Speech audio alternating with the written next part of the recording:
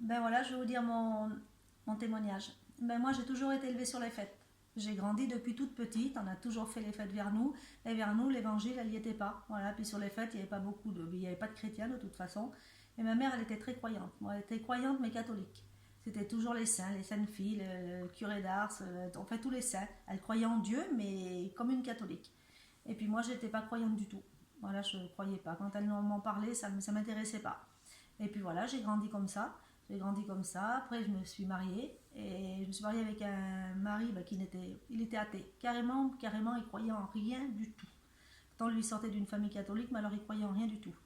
Et puis voilà, ça, on a continué notre vie comme ça. Et puis après, par la suite, je commençais à aller dans les réunions, mais ça me plaisait, mais voilà, c'était par simple d'y aller, puis par curiosité et tout.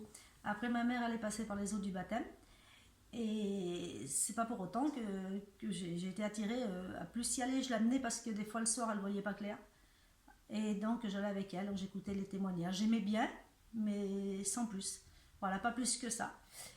Et pourtant j'étais malade. J'étais malade parce que j'avais une maladie des reins, la maladie de Berger. Donc c'était mes deux reins qui étaient attaqués. Et la seule chose qu'il y avait c'était la dialyse. Et ou la greffe d'un rein, mais c'est pas pour autant que je demandais à Dieu. J'ai jamais demandé à Dieu. Jamais, jamais qu'il me guérit, jamais j'ai demandé. Et puis après, je continue toujours à aller aux réunions, mais voilà, sans plus. Après, j'y allais avec ma cousine aussi, et ça m'attirait, ça me plaisait, mais il y avait une chose que je comprenais pas. Je comprenais pas pourquoi Jésus il est mort sur la croix pour moi. Et ça, je n'arrivais pas à le comprendre.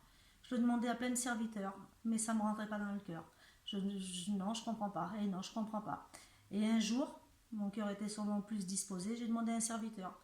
J'ai dit, bah écoute, si tu arrives à me faire comprendre pourquoi Jésus est mort pour moi, eh ben je chercherai plus le Seigneur. Et là, il me l'a fait comprendre. Et il n'y en a pas fallu plus. J'ai compris qu'il est mort pour moi, pour acheter mes péchés, par amour, et il m'en a pas fallu plus. J'ai cherché le Seigneur, j'ai trouvé, j'ai donné mon cœur à Dieu, et j'ai passé par les eaux du baptême. Et j'ai passé par les eaux du baptême, et je dis merci à Dieu. Parce que de là, au bout de 2 ans que j'étais passée par les eaux du baptême, le Seigneur m'a béni, j'ai été guérie totalement de cette maladie. J'avais été chez le docteur, on était à la fête à Bacon là. J'étais chez le docteur et puis il me dit ça va plus du tout vos reins, ça va plus du tout, du tout, du tout. Il dit ils sont descendus à 7 alors que mes reins fallait qu'ils soient à 11, la taille normale.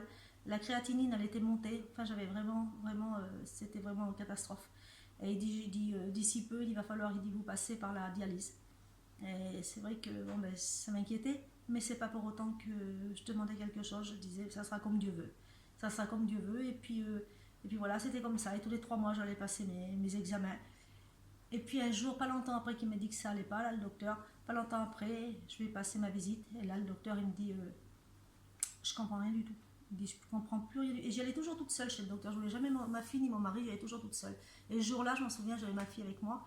Et elle était rentrée avec moi dans le cabinet du docteur, là. Et le docteur, il me dit, tout est revenu normal. Il dit, vos examens, il dit, tout est revenu normal. Mes reins qui étaient à 7 ils étaient remontés à 11. La créatinine, elle était bien. Tout était impeccable. Même moi, je ne comprenais pas. Et je dis au docteur, je dis, et qu'est-ce que je fais maintenant? Il me dit, je ne veux plus vous voir. Il n'y a plus rien. Il dit, je ne veux plus vous voir. Tout va bien. Et il dit, si vous partez. Et là, je me rappelle que j'ai dit au docteur, parce que ça, je parle de ça il y a 10 ans. J'ai dit au docteur, c'est le Seigneur qui m'a béni. Il m'a dit, ce soit n'importe qui, tout va bien. Et je suis partie. Et dans la voiture, je m'en souviens, c'était ma fille qui conduisait. Et je lui dis, qu'est-ce qu'il y a? Qu'est-ce que tu comprends, Kim, là? Elle dit au moins, elle dit, c'est le Seigneur qui t'a béni. Elle n'était pas chrétienne. Elle dit, c'est le Seigneur qui t'a béni. Il a fallu qu'on s'arrête toutes les deux tellement qu'on pleurait. On pleurait toutes les deux. Et quand je suis rentrée chez moi, mon mari était assis sur le canapé. Et je lui dis, ben rien, j'ai dit, David, j'ai dit, tout va bien. J'ai dit, j'ai plus rien du tout. Et il avait une tête, je sais pas, catastrophique. Je dis, mais qu'est-ce que t'as? Il me dit rien. Mais je dis, qu'est-ce que t'as? Tu m'écoutes? Je dis, je te dis que j'ai plus rien du tout, que tout va bien. Il me dit, ouais, d'accord. Il dit, tu sais pas, il dit ce que tu vas faire. Il dit, tu vas repasser des examens, tu me rediras ça dans 3 mois. Mais je dis, écoute, je dis, regarde, les résultats, je te les mets sous le nez. Tu vois bien qu'il n'y a plus rien, que tout va bien. Ouais, ben, il me dit, moi, j'y crois pas. Mais je dis, t'es fou alors. Tu crois pas, toi? Non, il dit, j'y crois pas. Il dit, tu me repasseras des examens et après, on verra. Ben, je dis, t'as vraiment pas une tête sympathique, hein, je dis. T'aurais préféré que je sais pas, t'aurais préféré que je sois toujours malade? Ben, il me dit pratiquement. Mais s'il est fou, qu'est-ce qu'il a eu là? Et ça passe. Et quelques temps après, donc je refais faire des examens, les docteurs ne voulaient plus m'en faire, donc bien sûr, je leur explique, ils me refont des examens. Et bien sûr, merci Seigneur, j'étais guérie. Je n'avais plus rien du tout, alors que c'est une maladie qui n'a pas de guérison du tout. Mais pas de guérison du tout.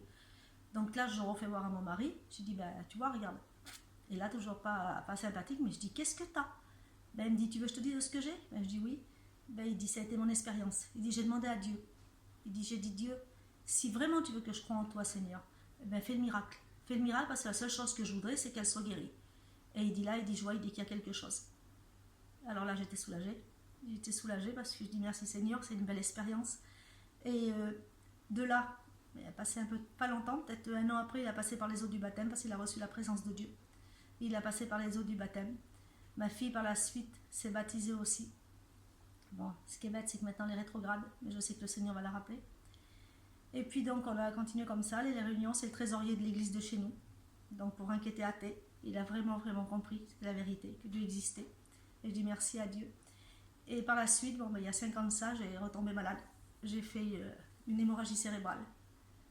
J'étais à l'hôpital, c'est atroce. C'est atroce, atroce, atroce. J'étais toute seule avec ma fille, c'est elle qui m'a amenée au docteur. Le docteur, il dit, elle part pas, elle reste là. Il a appelé les pompiers.